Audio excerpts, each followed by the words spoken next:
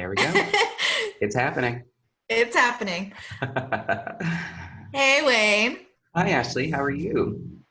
I'm great. How are you? I'm doing pretty well, all things considered, amidst the pandemic that is hmm COVID-19. Yep. What about you? Did I ask you that already?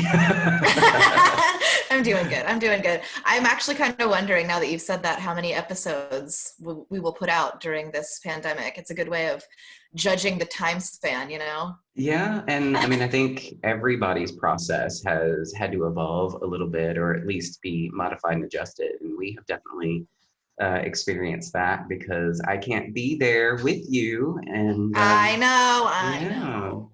but maybe something good and very positive is coming out of it. Now people can see us and Yes, true. all of this splendor and glory, right? So, Uh, but welcome back, everybody, to welcome the back. Slay Queens podcast. What do we do here, Ashley? We take a deep dive into the dark side of the rainbow. Yes, ma'am. That is exactly what we do. So, welcome back, all you queens, kings, and folks, uh, as we rant and rave and babble about true crimes that affect the LGBTQIA plus community. And I think we will get started per usual. Per Ashley? usual. Oh, we're gonna start with the shout outs, but not too many this week. No, no. I think as much as people are online and on social medias and whatnot, maybe people are just doing other things. So we got some nice praises and some recognition on Twitter, and we thank everybody who follows us and mentions us and is just a part of our online life at the Twitters. But otherwise, not a lot of activity on our social medias this week. Yeah, it's all right. I mean, I have hardly been on any social media, to be honest. Yeah, I watch so too much TV for that. I've been watching a lot of television as well. I've been listening to a good bit of podcasts, but I actually find that I'm kind of the minority. A lot of people hmm say that, they've not caught up on their podcasts or they're well behind on their podcasts because they traditionally listen to them when they commute or they listen to them when they sit at their desks at work, that sort of thing. But I guess Oh maybe yeah, it makes sense. I guess it makes sense because I'm still working, still that's commuting. exactly right. And you Yeah. have your time to do that. That makes Yeah, sense. that's true. All right. So, would you, Ashley, like to share with the folks who we will be featuring on this fine day? Yes, on this fine day. It is actually nice out when it wasn't earlier. I just noticed. Okay. So his name is Patrick Wayne Kearney or Kearney, depending on who you consult. Yeah.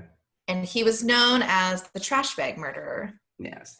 And just a quick side note, there's an unusually large percentage of serial killers who have the middle name Wayne, right? I mean, I'm starting to pick up on that a little Yeah. bit. Yeah. Edward Wayne. Exactly. And that's why I know this information. I don't know the statistics like I can't quote you like verse in scripture off the top of my head, but yeah, there's a large number of serial killers who have the middle name Wayne, like John Wayne Gacy. Wasn't Bundy's middle name Wayne as well? Theodore Wayne, something like that. Yes, There are yes, that's several. right. Yeah, Yeah. Mm-hmm. there are several. But yes, Patrick Wayne. Let's just choose one. When what? That's one pronunciation because we had this conversation where we decided to Oh. do him. I said that I knew someone with this last name and they pronounced it Kearney, and you Uh-huh. said I knew someone who was pronounced Kearney. We'll go with Kearney. It's easier to say. okay. It rolls off the tongue easier. All right. So we Go will with choose Kearney. Kearney, the trash bag murderer, Patrick Wayne Kearney. The sources that I used, the information contained within our episode today will be heavily cited from a publication by a man named Wyatt Red that I got from allthingsinteresting.com. This is really just due in large part to the exceptional work that he did telling this particular story. And additionally, I got some information from derangedkillers.com, which is an amazing website Interesting. if you are a slay queen, and also murderpedia.org. Murderpedia.org. Yeah, it's like I've never heard of Wikipedia, that. but for murderers. Well, that's super interesting considering I always use Wikipedia Yeah. and I've not come across that before.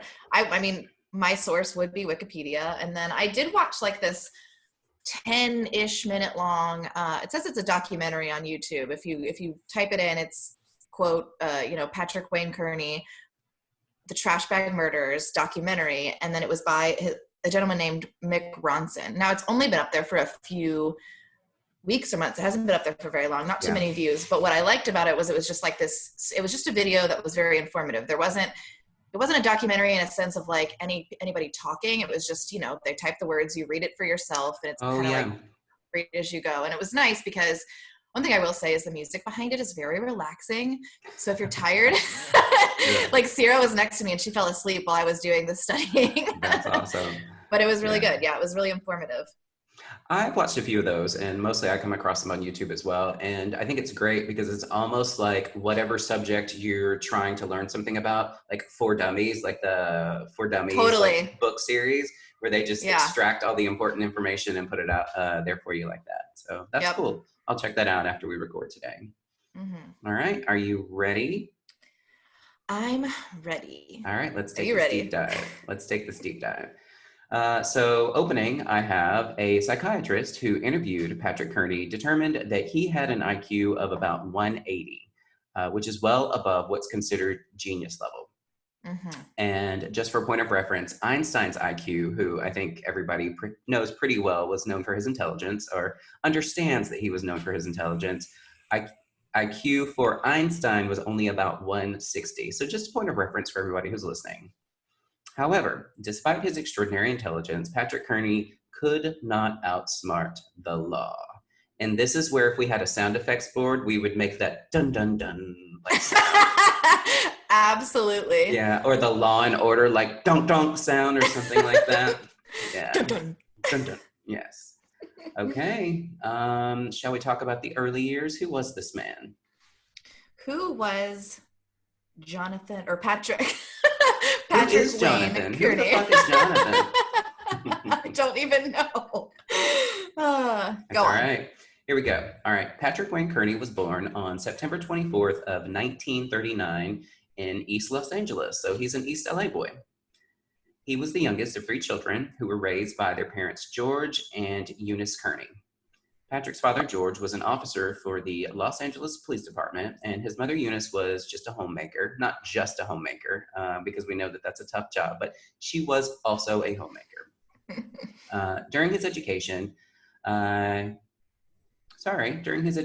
he had, there I go. Sorry.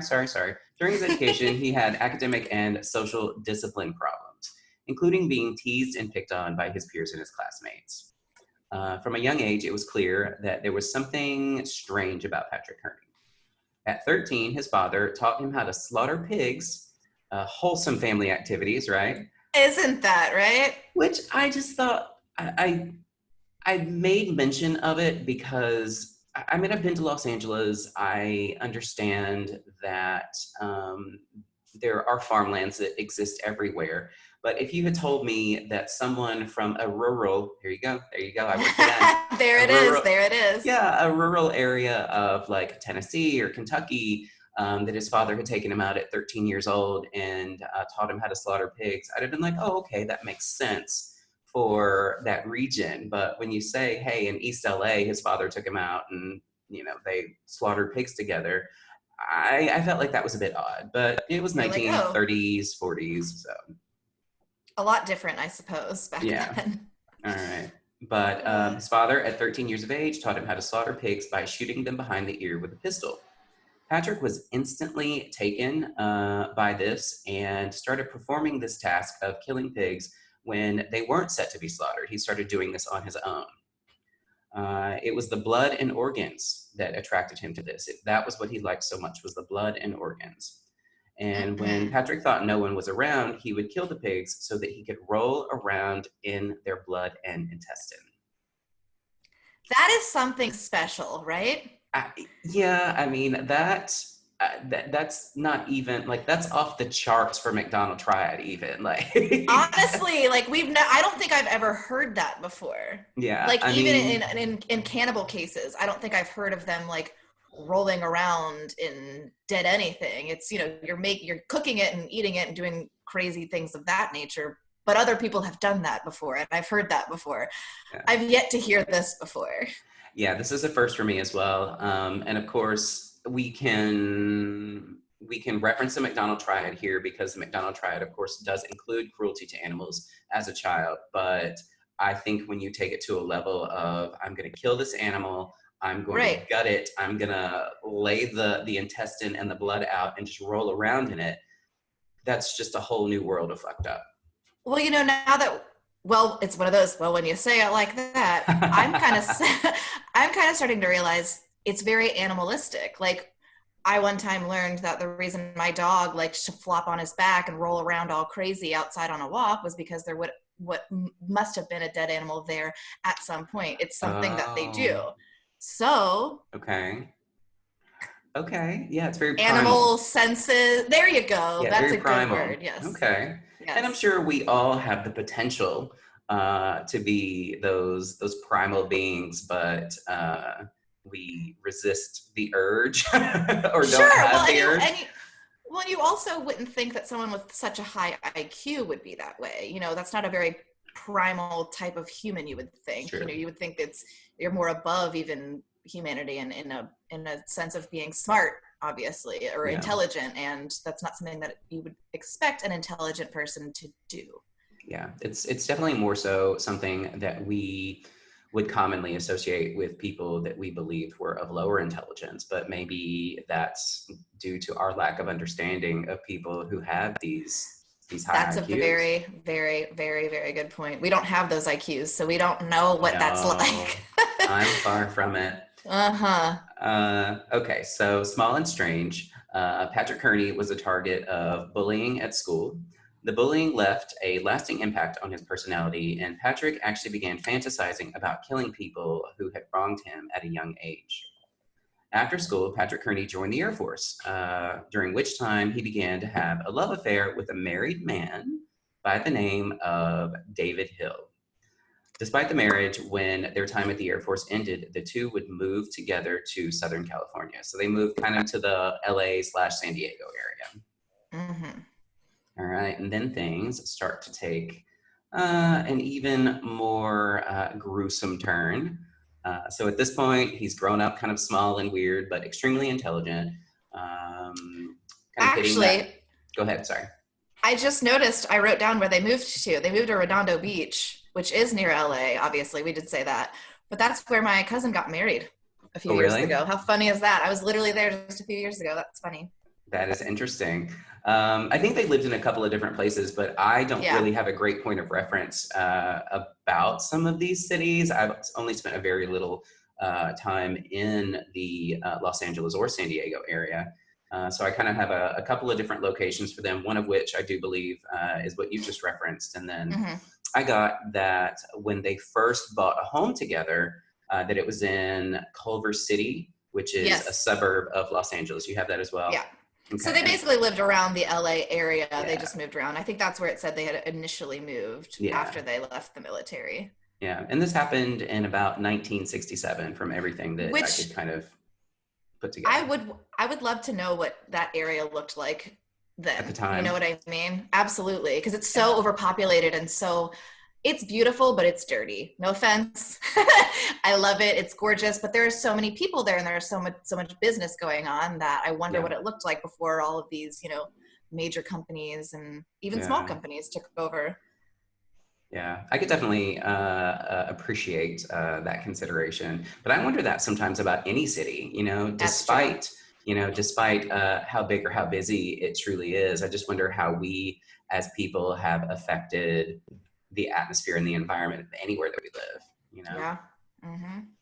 Okay, so the pair was known to frequently argue, and Patrick would go out for long drives on his own just to kind of cool off from those arguments and those situations. Or at least that was what he claimed he was doing at the time. Hmm. In actuality, he began cruising gay bars in Southern California and even down into Mexico, picking up young men from the bars or picking up male hitchhikers and even picking up male sex workers from along the freeways.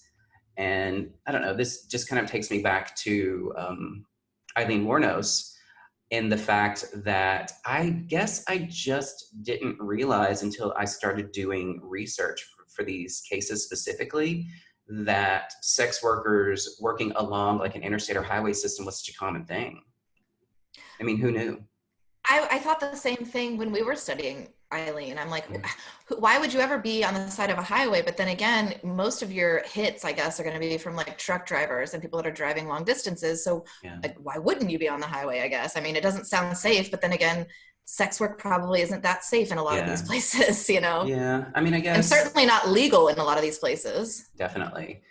I don't know. Like my first thought is that it just adds an extra layer of danger participating in that specifically because you're getting into other people's vehicles and they have such Mm-hmm. control over you. But I mean, it's already considered an at-risk sort of lifestyle. So if you're agreeing to put yourself in the business at all, in those situations at all, then Yeah. maybe it's just another little thing that's not a huge consideration to you if you're climbing in and out of other people's vehicles randomly. Yeah. Not everyone can, you know, work in Vegas where you get a calling card and show up Yeah. somewhere and you're secure, you know. It's not like that for Yeah. everyone. And I guess if you're, Unfortunately. yeah, and I guess if you're paying for lodgings like hotel rooms and things, then that just cuts into your profit at the end of the night or the end of the day. And Sure. yeah, all right, just food for thought. Yeah, right. Yeah. So he was picking up these men. He was cruising gay bars, picking up hitchhikers, picking up the male sex workers from along the freeway. But what he really wanted from them was not so much the sex, not so much the casual sex. It was something much darker. It was during this time that a long string of murders would begin.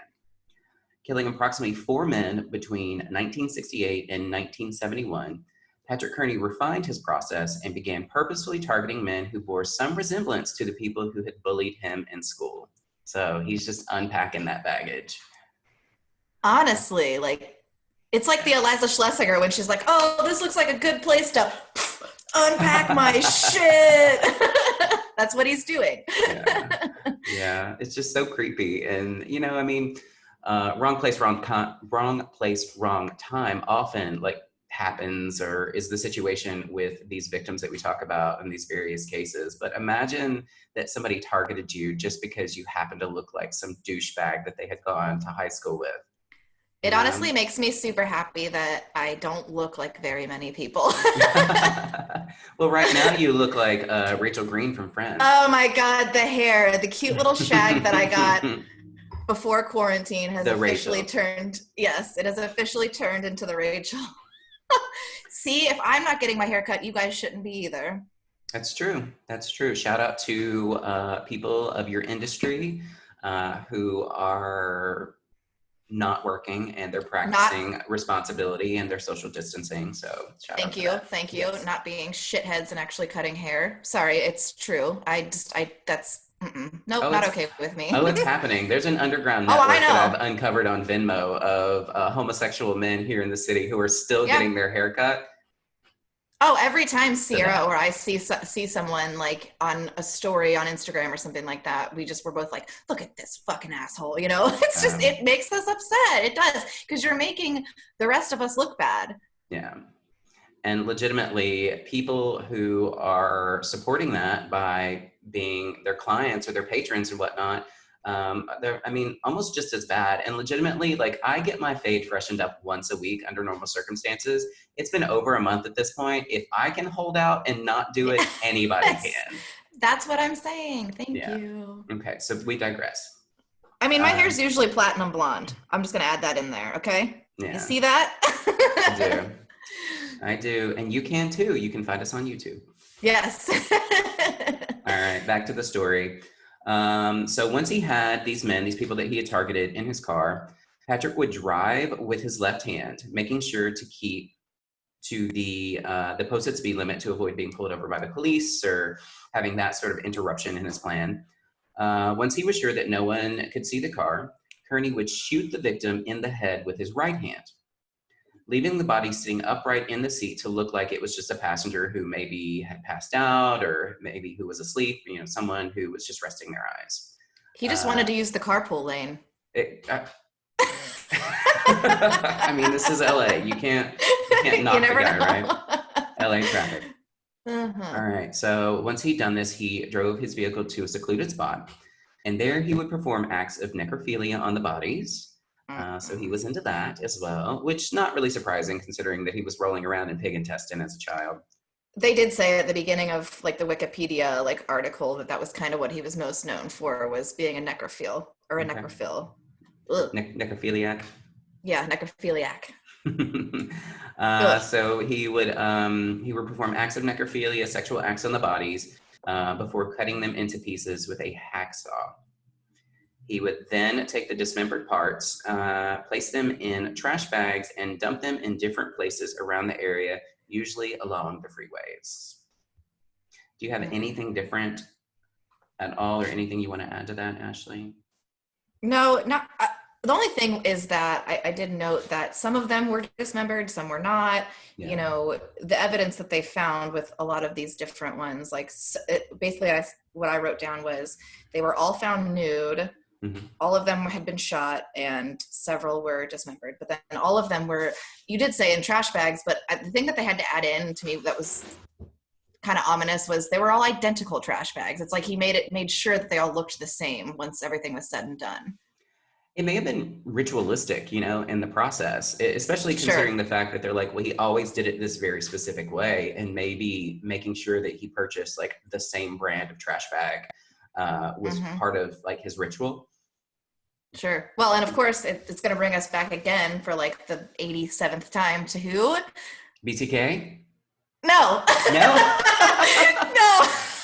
Well, Dexter Morgan, which we do find the similarities. Yeah. Okay. I'm sorry. I was being presumptuous.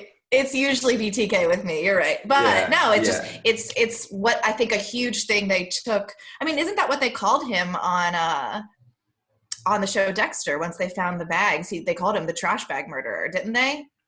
Or no, they called him the Bay Harbor Butcher. Yeah, the Bay Harbor Butcher. Yeah, I know he was the Bay Harbor Butcher. But they brought up the trash bags. That's what it was. Yeah, the trash bags are very specific.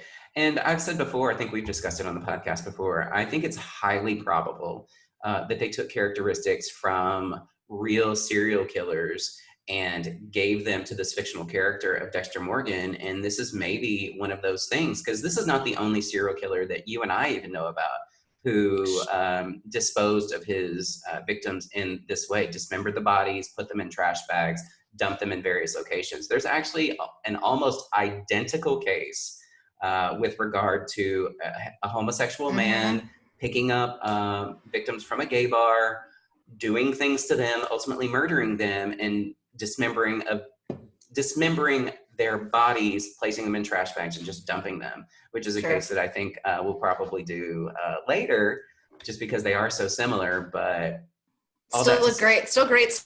Still a great story, yeah. But all of that to say, this is actually pretty common behavior with regard to these murderers. So I'm actually having like a little bit of a flashback right now. I used to be friends with a guy who was a body modification specialist, like implants and piercings and suspensions and things like that. And he would travel all over the world, because how many people do that for a living, right?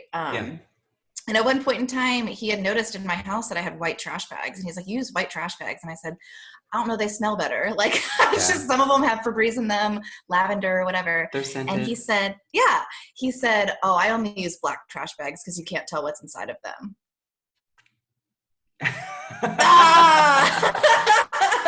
I had like a moment where I was like, I think you need to leave. But it makes sense when we're talking about, how many serial killers have done this, because you really can't tell what they're hefty. You can't tell what's inside. Yeah.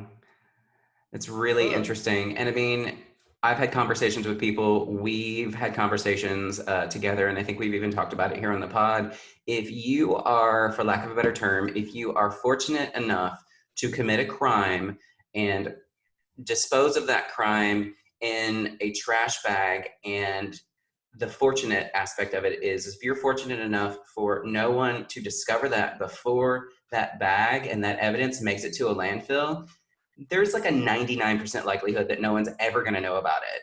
Because once it makes it to the landfill, it's gone, right? Even if it's a body. I mean, I can't count the number of cases that I've heard, well, they suspected that the body was in the landfill, and they searched and searched and searched and searched for hours and hours with, tens and 12s, dozens of people, hundreds of people even sometimes, and they found nothing.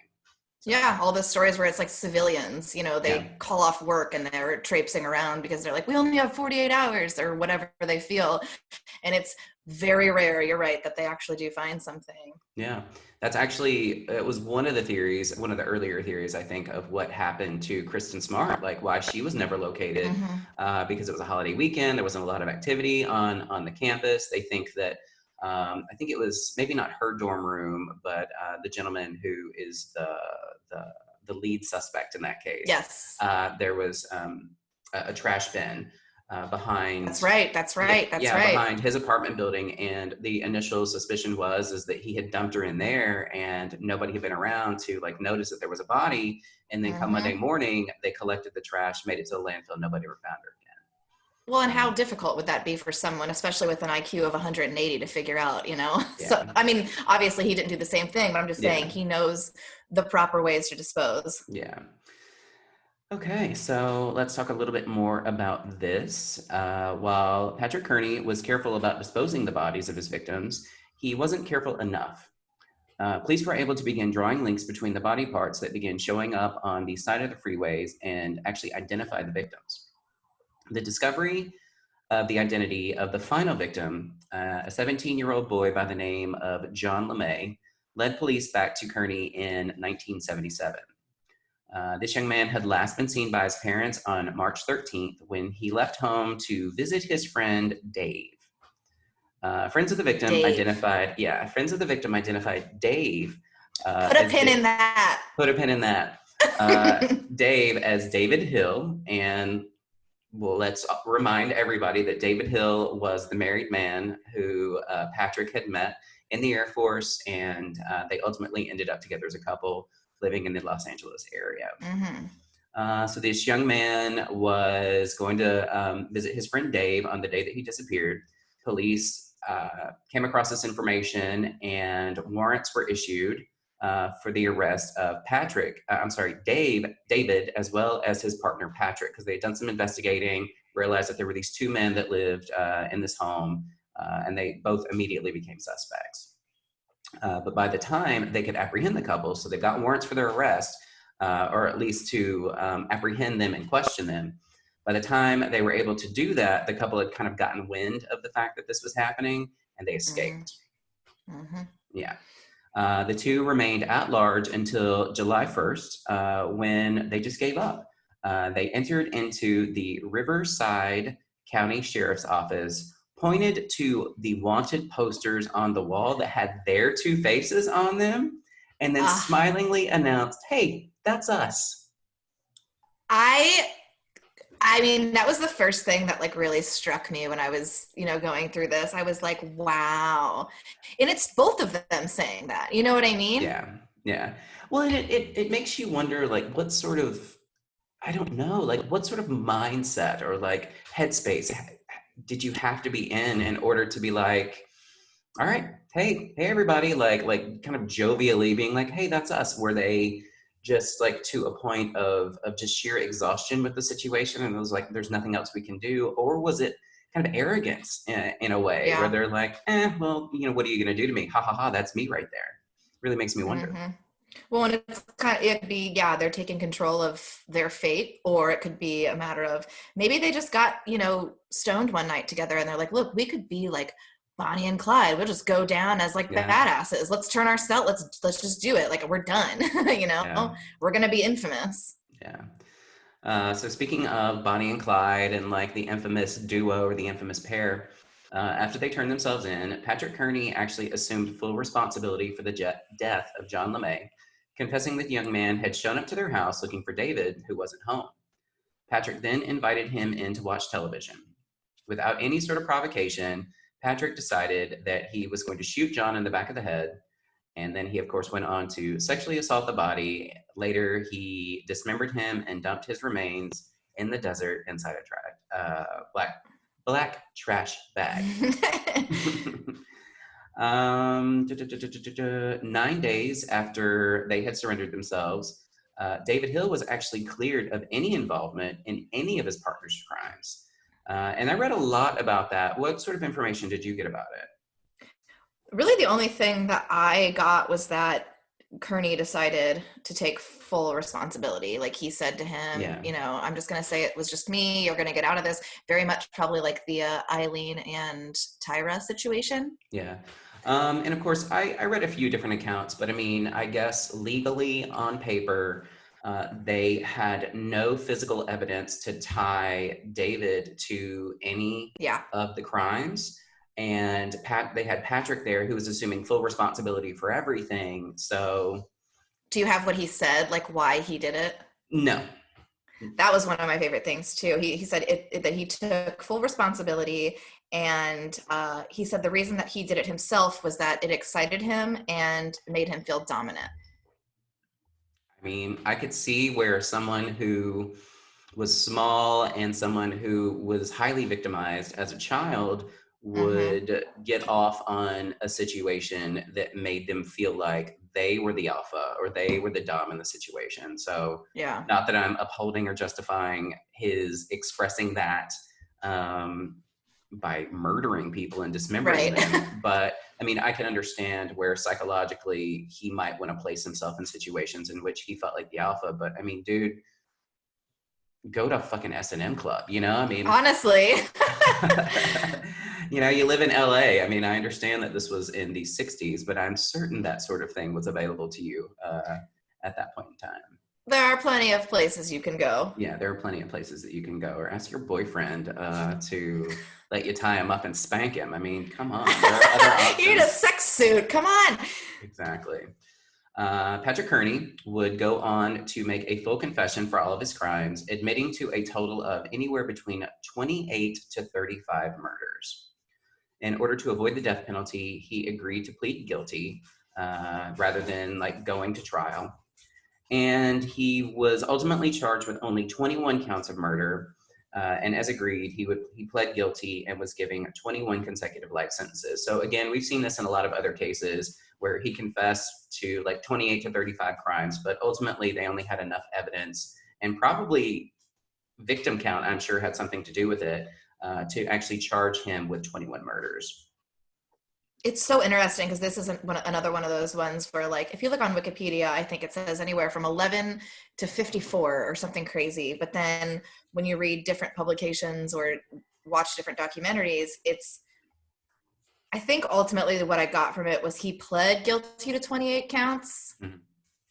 but the total they thought was 32, but they only had enough, like you said, evidence for the Yeah, 21. But the one yeah, thing I did think was crazy was there was 15 victims in 5 different counties at the beginning of this, which that's a widespread. I mean, you obviously like to drive.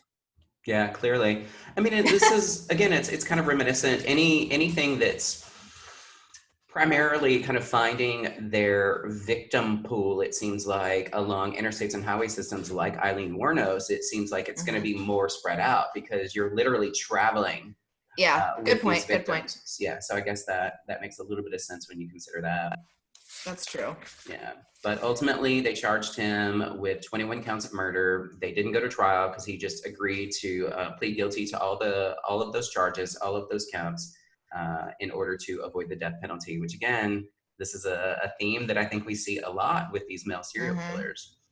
And in the end, they were satisfied that Patrick would be in prison for the rest of his life. Oh, of course. Yeah, Of 21 course. Of consecutive course. life sentences.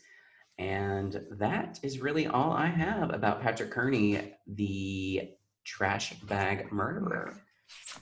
Yeah. The only other thing that I like wrote down that I thought was interesting, especially for this time period, was when I was looking up what evidence they found. One of the things were the fibers on corpses, like matched certain things, I guess, in the house and the cars and stuff, Yeah. which I wouldn't have thought in the 70s. I guess this was in like 75 or 77, and when they were Mm. testing these things, I didn't know you could even do that then.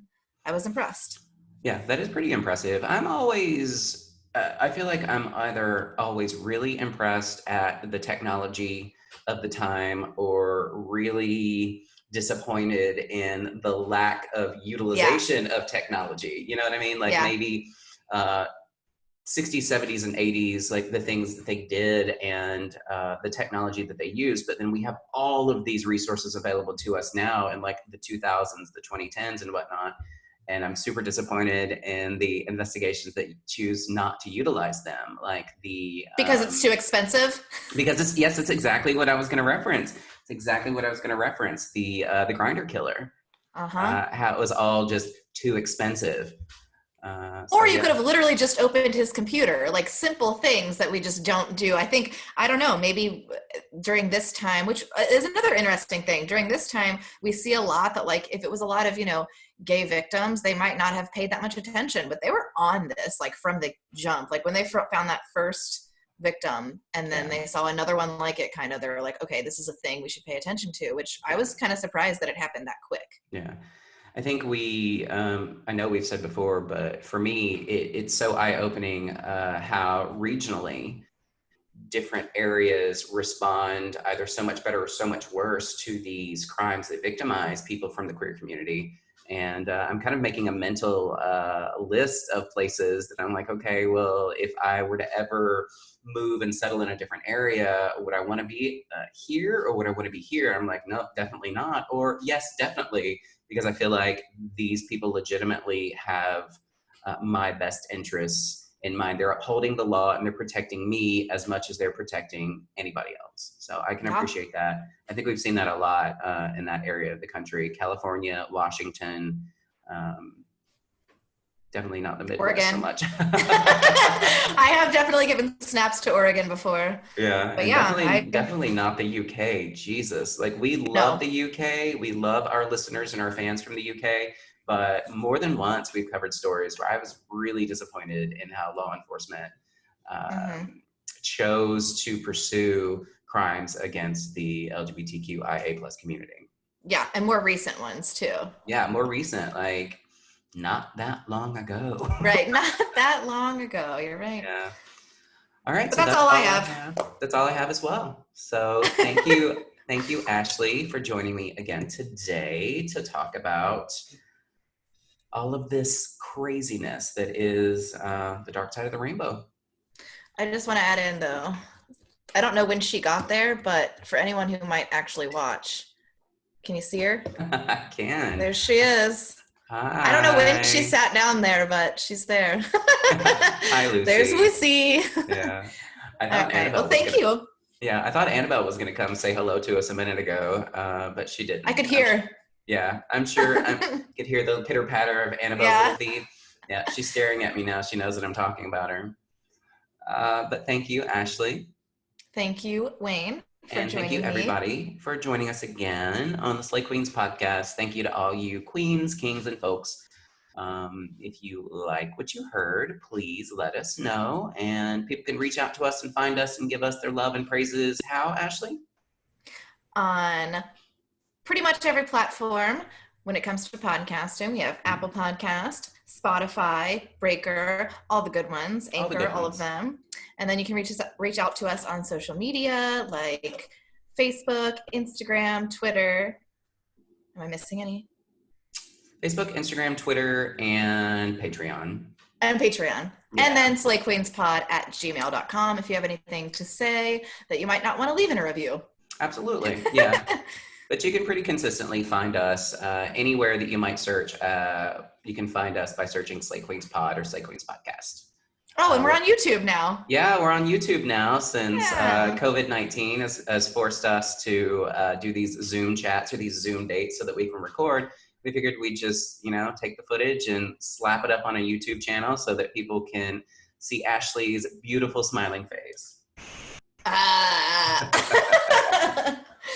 No, you're beautiful, grown And my out. busted face.